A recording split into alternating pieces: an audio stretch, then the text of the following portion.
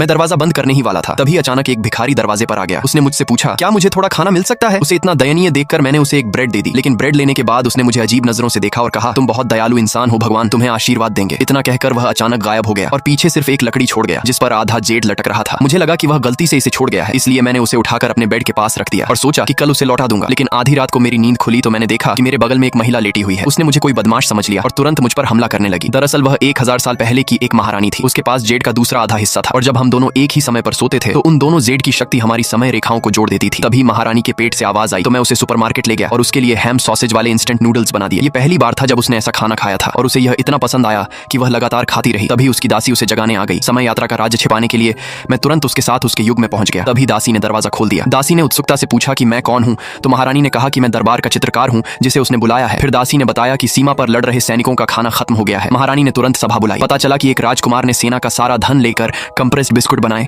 और सफल होने के बाद उनकी कीमत 10 गुना बढ़ा दी। उसने महारानी को धमकी भी दी कि अगर उसने उससे खाना नहीं खरीदा तो सैनिक भूखे मर जाएंगे। महारानी बहुत गुस्सा हुई लेकिन खुद को असहाय महसूस करने लगी। बाद में वह चुपचाप अपने कमरे में आई। उसे लगा कि मैं कुछ गलत करने वाला हूं, इसलिए वह हथियार लेकर मेरे पीछे दौड़ी। मैंने जल्दी से एक बर्तन से खुद को बचाया। गुस्से में उसने मेरे ऊपर एक कंप्रेस्ड बिस्कुट फेंका। मैंने देखते ही समझ लिया कि वह स्वादिष्ट नहीं होगा, इसलिए मैंने कुछ सेल्फ हीटिंग मील्स निकाल लिए और कहा कि इन्हें सिर्फ 5 मिनट गर्म पानी में रखने से खाना तैयार हो जाता है। उसने एक खाया और उसे बहुत स्वादिष्ट पाया। फिर उसने मुझे 1 किलो वजन की सोने की ईंट दी और आदेश दिया कि मैं 1 लाख सैनिकों के लिए पूरे 1 महीने का खाना तैयार करूं। मैं उस सोने को बेचने गया। दुकान के मालिक ने तुरंत पहचान लिया कि वह 1000 साल पुरानी प्राचीन वस्तु है और उसने उसी समय मुझे $30 मिलियन देने की पेशकश की। उस पैसे से मैंने बड़ी मात्रा में सेल्फ हीटिंग मील्स खरीद ली। जल्द ही महारानी ने उन्हें सेना में बांट दिया और सैनिक हैरान और बेहद खुश हो गए। उन्होंने कसम खाई कि वे आखिरी सांस तक महारानी का साथ देंगे। लेकिन राजकुमार पूरी तरह हैरान था। आखिर 1000 साल पहले सेल्फ हीटिंग मील्स कैसे हो सकते थे? अमीर बनने की उसकी पूरी योजना बर्बाद हो गई। महारानी इस बात से बहुत खुश हुई कि मैंने भोजन का संकट हल कर दिया, इसलिए उसने मुझे और भी ज्यादा सोना और गहने दिए और साथ ही कुछ बेहद खास भी दिए। आगे की कहानी देखने के लिए कमेंट में लाल दिल भेजो।